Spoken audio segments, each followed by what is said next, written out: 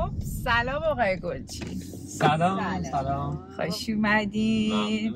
البته خیلی وقت خوش اومدین به دیوان، ولی به امروز خوش اومدین. خیلی ممنونم، مرسی از شما وقتی گذاشتید. چطوری بوده تا الان؟ خیلی خوبه، مخصوصا که مدیریتش توسط چند تا خانم هست. خیلی همه چیز دقیق تر من فکر میکنم، با موشکافی و ریزبینانه و همه چیز دیده شده. ایونت خیلی خوب و جو دوستانه و از لحاظ بیزنسی هم خیلی مفیده.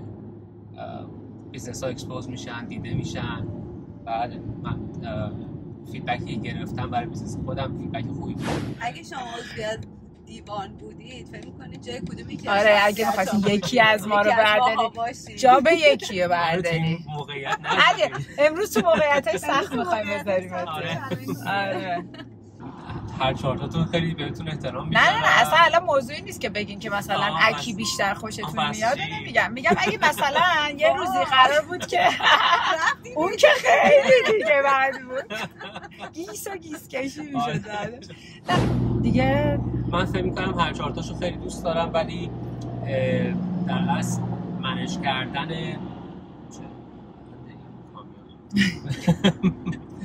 منیج کردن همون فیزیکی اون سالن، تایمینگ ها و فکر می‌کنم اون کار مدیریت کردنش کار مونا رو برمی‌داری. آره خب پس مونا میتونه یکی جاتو بگیره. آره گوشینو بردارم میتونی. خب حالا آقای گوش اصلا راجع به کار خودتون چند سال اومدین اینجا؟ من تازه واردم، تقریبا 10 ساله. تازه وارد نمیشه که دیگه 10 سال به نسبت بعضیا که 30 سال 40 سال اینجا هستن، ولی بازم 10 سال. بعد خودتون اومدین اینجا، خودتون با پیار اومدین؟ با پیار وارد شدیم به عنوان اسکیل ورکر. خب بعد چطور راضیین از کاری که میکنی؟ من کارمو خیلی دوست دارم چون چند تا وجه داره تناشان. به خاطر اینکه یک وجهش بحث تدریس رو همچنان درش میبینم. وقتی که با مردم صحبت میکنم سعی میکنم اول ادوکیتشون بکنم، اول بهشون آگاهشون بکنم متد چی هست، مهاجرت اصلا آپشن مناسبی برای شما با این داشته هاتون امروز هست یا نه. مرحله بعد بحث بیزنسش هست. بحث دیگرش طبیعتا بیزنسه که اونها هم برای امرار معاش هر کسی به هر حال نیاز داره بشه. آره نه من خیلی دوست دارم بحث امیگریشن کانسالتنسی، کمک کردن به تغییر مسیر زندگی آدما، اینکه مهاجرت بکنن با هدفهای قشنگی که دارن. برای من خوشاینده، خیلی دوست دارم. توی کانادا یا حالا هر جای دیگه کسایی که کار ایمیگریشن میکنن برای اینکه بتونن هر کسی پیارشو درست بکنن یا حالا ورک پرمیت، استادی پرمیت، هر کاری که بخوام بکنن، خیلی میان قانونم دور میزنن دیگه. میدونین دیگه خیلی میان چه میدونم تکساشون و عدداشون و همه چیو عوض بدل میکنن تا بتونن که میگین دقیقاً خیلی پیچیده‌تر از این خیلی کارا میکنن. آره ولی چیزی که راجع به شما میگن که خیلی قانونمندن، از چارچوبشون خارج نمیشن. خیلی شنیدم اینو راجع بهتون جای مختلف، حالا چه قبل اینکه کار بکنیم چه الان که مثلا داریم با هم کار میکنیم. مثل دکترای زیبایی میری اونی که میخواد پولشو بگیره میگه بیا اینو میزن، اینو بزن، اینجا رو بزن، این کارو بکن. خیلی هم خوبه. ولی یکی میگه احتیاج نداری تو، واقعا لازم نیست. با وقت و عمر بد میشه، داشته های من رو نمیشه بازی کرد. چی شد اومدی ونکوور؟ من تورنتو هم رفته بودم، ونکوور هم اومدیم و جالب اینجاست بدونی که من اول از تورنتو بیشتر خوشم، با اینکه فلته، با اینکه ونکوور زیباییاش بیشتره، اما تورنتو به خاطر دوستایی که تو اون مقطع اقوامی که بودن و خیلی تو اون سفر کوتاه ما خیلی خوش گذشت، مهمونی و پارتی و اینا. وقتی اومدیم ونکوور خیلی من دپرس شدم، تو هم روز اول اینجا خیلی زیادی ساکت واسه. ولی خب یه سری فاکتورهای دیگه هم بود دیگه، مثل امنیت و سبزیش و حالت کوهپایه بودن مثل تهرانش و این مسائل اینطوریش هم. در نهایت ما اینجا موندیم و الان خیلی خوشحالم، الان بسیار خوشحالم. در درجه اول بحث امنیت اینجا رو بیشتر دوست دارم نسبت به تورنتو. اینا که الان می‌بینید دزدی خیلی زیاد میشه تورنتو.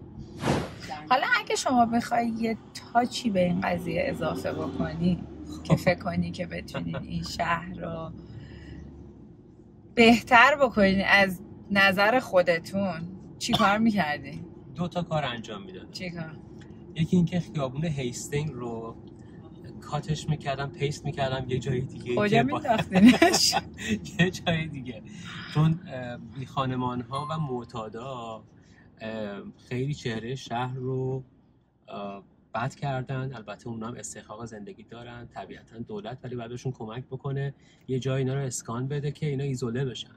قرار نیست که تو شهر که هم میرن مثلا شما صحنه‌های بد رو ببینید. همین خیابون هیستینگ رو دیدین، جای دوست داشتنی واقعا نیست، استرس به آدم میده هر وقت اونجا رد میشه.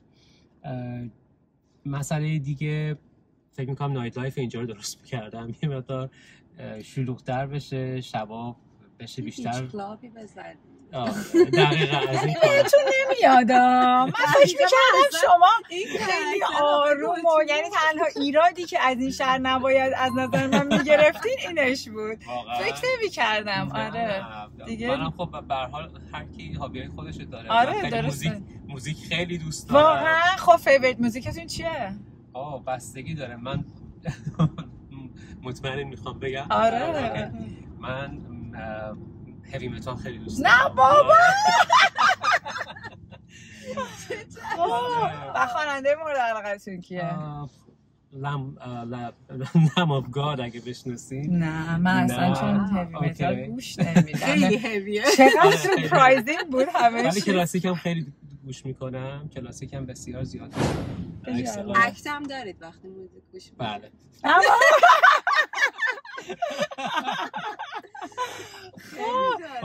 یه دارک ساید امروز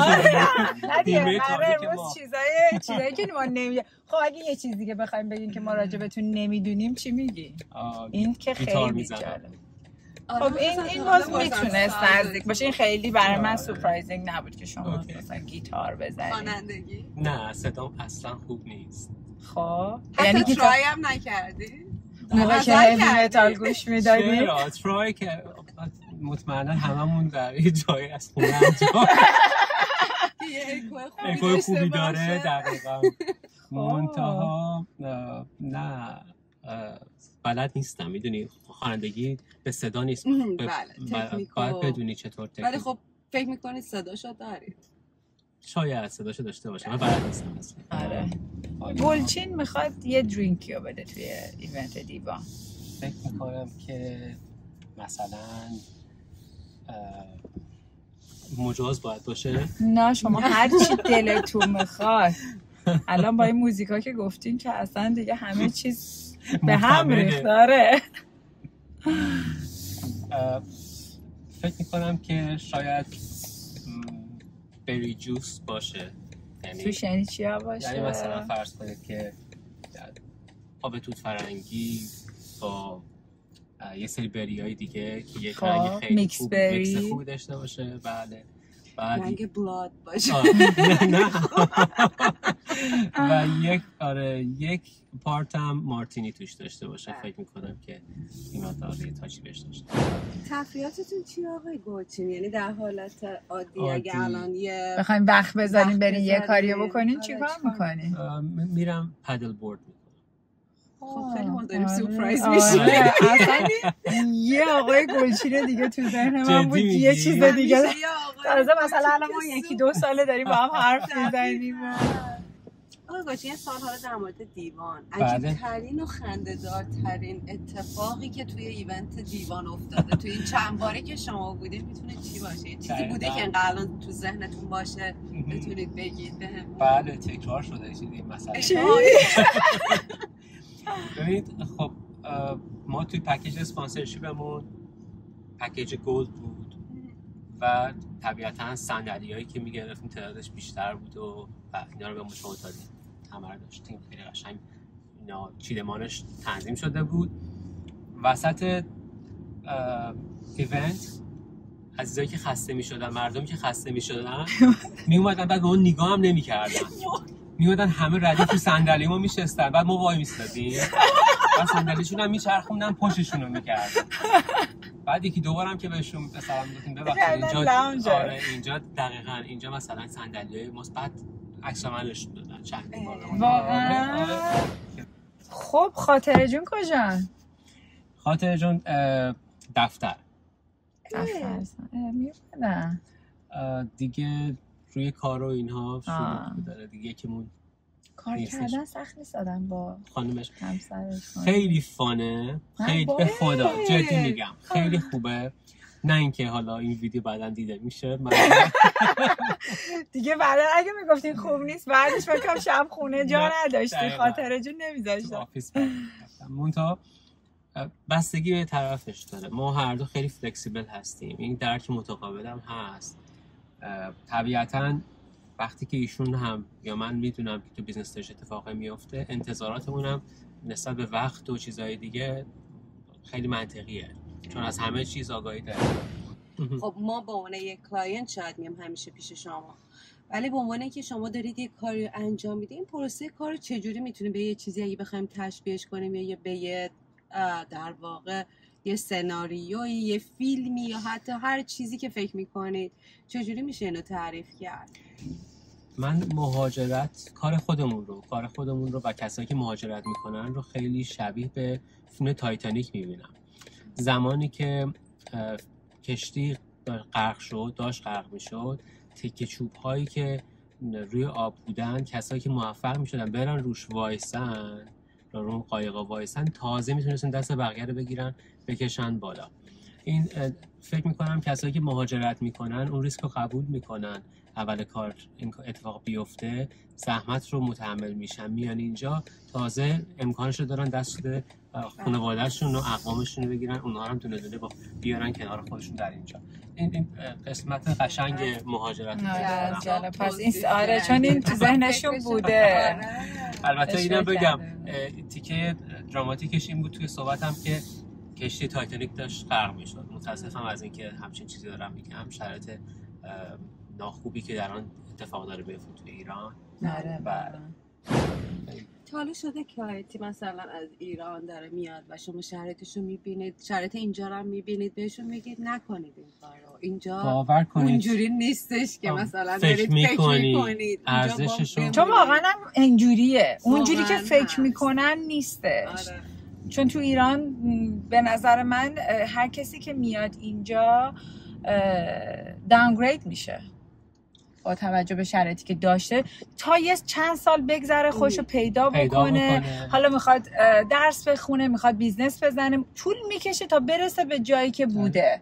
بالاخره ممکنه یکی اصلا نرسه، ممکنه مال یکی چندین سال طول بکشه. خب خیلی سخته این پروسه. دقیقا همینطوره. بعضیا اون داشته هاشون تو ایران قدرشو خیلی نمیدونن، حاضرن به هر شرایطی تن بدن، اون اوضاع رو کاملا تخریبش بکنن، بیان اینجا. بعد اینجا هم سالها چون زبان نمیدونن، متاسفانه خیلیا نمیتونن برگردن به اون مسیری که استحقاقش داشتن یا دارن. خب خیلی هم عالی، دستت درد نکنه. خیلی روز خوبی بود، خیلی جالب بود. ما هیچ وقت این چیزا رو تو ایونت ها نمیفهمیدیم.